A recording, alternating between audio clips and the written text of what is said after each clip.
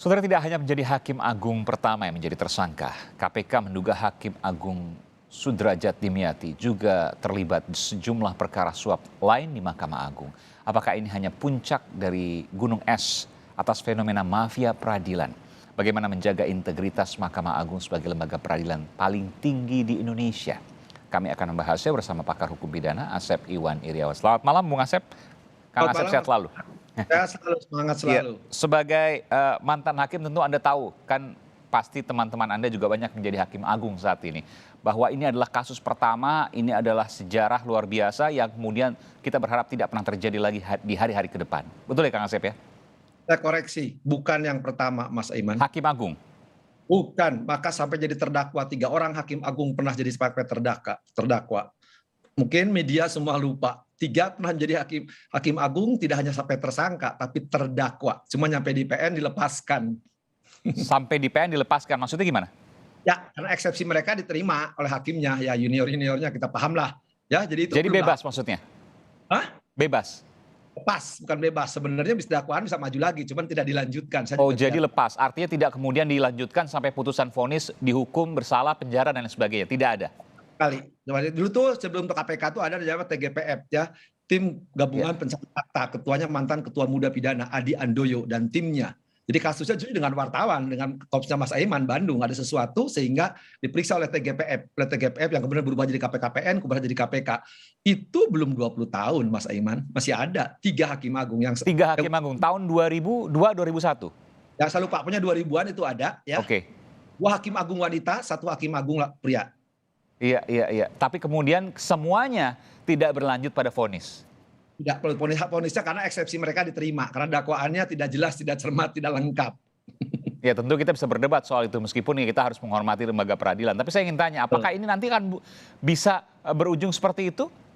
Ya mungkin juga, kenapa tidak? KPK kan suka rame di awal, seperti Menteri KKP, semua seumur hidup, hukuman mati, ujungnya tuntutan 5 tahun. Jadi di depannya cuma teorinya wah ye, depannya wah, ujungnya yay.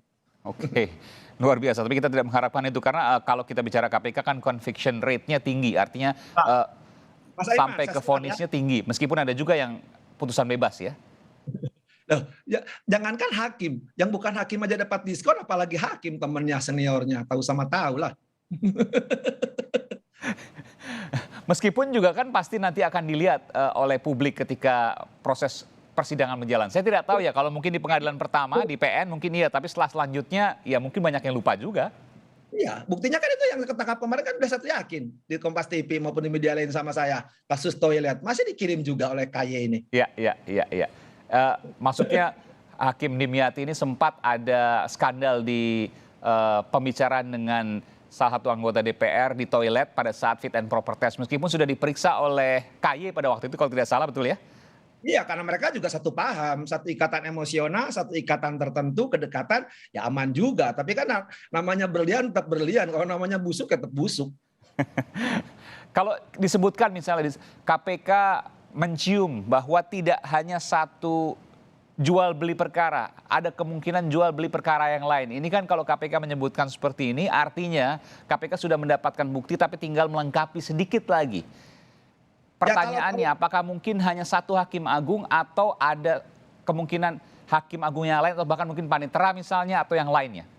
Kalau tahu itu kenapa nggak dari dulu? Harusnya kan dari dulu dan lebih banyak lagi. Kan lebih banyak di kasus Nur Hadi aja yang begitu berkuasanya, kenapa diam saja KPK? Kalau sudah tahu kenapa diam saja? Kemarin aja kita ada apa gitu kan, didiamkan suruh menghadap, tidak ditangkap. Anda yakin ketika kasus Nur Hadi, mantan sekretaris MA itu kemudian ditelusuri lagi, pasti akan ada banyak orang di lingkup Mahkamah Agung yang bisa tertangkap? Kan disebut majelisnya yang nangani, yang dipesan oleh Nur Hadi siapa. Bukti mana tindak lanjutnya. Yang paling gampang standar gini lah untuk KPK. Yang Hakim Surabaya kemarin katanya ada tindak-tindak pidana lainnya, akan diselidiki yang lainnya, seperti kata Pak Mas Aiman barusan. Buktinya mana itu Hakim yang Surabaya kemarin? Apalagi nih Hakim Agung. Saya Hakim Agung cuma percaya 2 orang. Wakil Ketua MA Sunarto itu benar hakim. Kedua KPT Nugroho Setiaji itu hakim yang benar-benar hakim.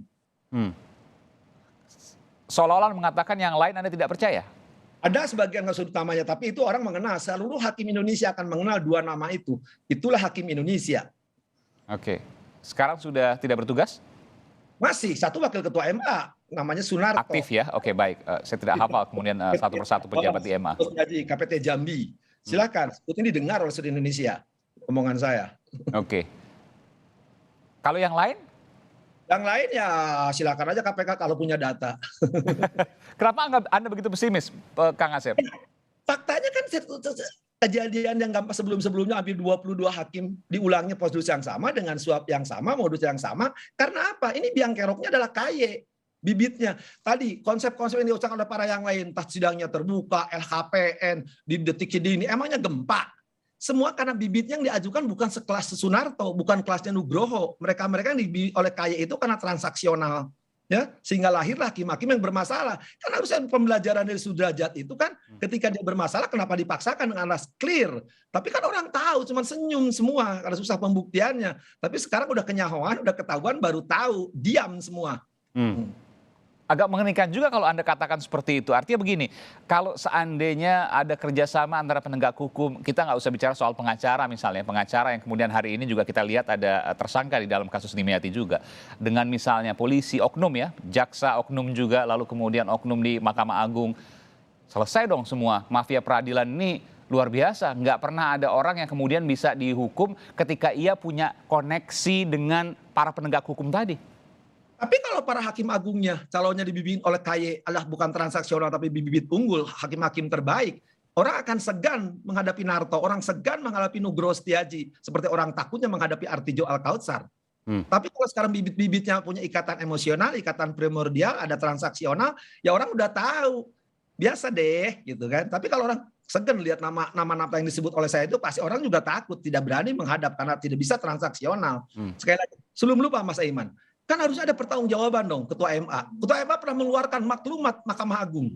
Maklumat Mahkamah Agung isinya kalau nggak bisa dibina, binasakan. Buka rekamannya. Kedua, kalau hakim agungnya, bawahannya kena, hakim PN kena, ketua mundur. Sekarang kalau hakim agung kena, siapa pimpinan yang harus berani mundur? Itu mereka yang bikin kok maklumat Ketua Mahkamah Agung. Saya tagih sekarang. Jangan diam saja dong. Jangan berlaku untuk PN PT. Di Mahkamah Agung mesti berlakukan itu maklumat. Menjerit semua hakim kalau tidak dilakukan pimpinannya. Saya mendengar dari lingkup di luar bahwa ketika ada orang atau orang berperkara kemudian dia mau kasasi di MA, di Mahkamah Agung, maka dia akan memilih ada 3 jenis hakim. Hakim putih, hakim hitam, hakim abu-abu. Hakim putih yang jelas sudah tidak bisa diganggu-gugat. Ia adalah independen dan lain sebagainya. Hakim hitam yang bisa main tapi kemudian mainnya katakanlah terlalu kasar gitu ya. Hakim abu-abu. Nah, kalau tidak bisa memilih hakim putih, kalau tidak bisa memilih hakim hitam misalnya, maka ia akan memilih minimal hakim abu-abu. Benar demikian? Ya, kalau saya bukan itu istilahnya. Hakim itu ada hakim pintar, hakim jujur, hakim berani. Ada hakim yang nggak pintar, nggak jujur, nggak berani. Ada juga sudah nggak pintar, nggak jujur. Nah itu pilihannya. Tapi benar bahwa ada oknum-oknum tertentu yang bisa memilih hakim lewat orang dalam di Mahkamah Agung. Kalau nggak dikatakan oknum kan nggak mungkin kata tertangkap. Ini pasukannya coba dari pegawai, PNS, panitranya, hakimnya. Satu ruangan itu satu tim, seperti nggak ada wibawanya pimpinan. Mainnya dengan bawahan. Kan PNS-nya mesti setor ke asisten, asisten mesti setor ke Hakim Agung. Ini gila banget. Biasanya kan kalau nggak main yang di atas sendiri, atau yang main di bawah, contoh yang di bawah dulu si Andri itu kan karyawan atau Pono zaman kasusnya. Hakim tinggi. Kemudian main di atas Nuradi, main dengan beberapa atau hakim yang sekarang. Main semua yang sekarang lengkap itu yang sekarang kan, bawahan, tengah, atas. Bayangkan situ. Apa artinya di situ, Kang Asep? Ya itu udah terjadi, apalagi kata kaya ada yang kata KPK ada yang lain-lain. Artinya itu sudah pada tahu, apalagi pengacara SIA udah ngomong tuh kan. Jadi pengaturan perkara, mau pakai ini, mau pakai hakim ini udah ada yang ngatur. Nanti hasilnya seperti apa bisa diatur, begitu ya? Ya, buktinya tadi si pengacara diminta. Itu kan udah fakta, tidak terbantahkan kan? Si pengacara mengatakan karena diminta urusan. Yang minta siapa? PNS. Pada apa? Asistennya, panitranya akan disuruhkan kepada ininya. Sekarang KPK katanya punya data. Ya. Nah, berarti itu ada kan? Dan ini kasus perdata yang mungkin melibatkan uang begitu banyak. Sering saya katakan Mas Aiman kan, karena di TV itu paling senang bicarakan pidana karena gampang dipahami. Ya. Padahal sebenarnya perkara yang lebih besar itu saya sering katakan di pelatihan advokat. Perdata. Iya, perdata mana ada berita mengikuti. Karena uangnya banyak berputar di situ. Iya, karena itu aset. Makanya aset-aset, Mas Eman sebut berapa aset negara milik saya sebut Kementerian Keuangan, Kementerian Pendiknas, kementerian-kementerian lain itu banyak berperkara kalah dan itu aset negara. Itu berhadapan dengan mafia di antara yang sering kita bahas, mafia tanah. Itu ada bandar-bandar, dan itu kalah, Mas Aiman. Iya, iya, iya. Perdata nilainya gede loh. Jangan saya sebut aja, nggak usah jauh. Di kampungnya Pak Jokowi di Jogja, ya silahkan buka. Jogja atau Solo maksudnya? Ya iya. Orang tahu tuh, tanya Rudi itu penggantinya Jokowi. Tanya Pak Jokowinya langsung. Itu perkara sampai geleng-geleng kepala tuh. Pak Jokowi belum jadi wali kota sampai jadi wali kota sampai sekarang presiden berakhir 2 periode, perkaranya nggak selesai, itu asetnya. Mau disebut, silahkan. Itu depan pengadilan malah, nilainya juga besar sekali. Berapa nilainya? Aset apa itu, Kang Asep? Tahu nggak? Taman Sriwidari, saya sebut. Itu baru satu, belum di BUMN, saya sebut. Bagaimana aset-aset milik kereta api, bagaimana aset misalkan asrama pendidikan tentang Kemendiknas di depan tuh di Surijaya tuh kalah juga. Aset negara, Mas Aiman, itu siapa yang memainkan? Jadi nggak pernah Pak Aiman juga media mengikuti, tapi itulah paling gampang mereka bermain. Anda yakin betul ketika itu ada oknum yang bermain dari Mahkamah Agung?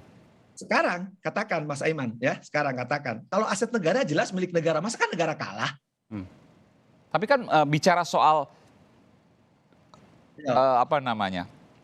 hukum positif dan lain sebagainya, bisa saja kan memang pemiliknya bukan negara, bisa saja kan seperti itu.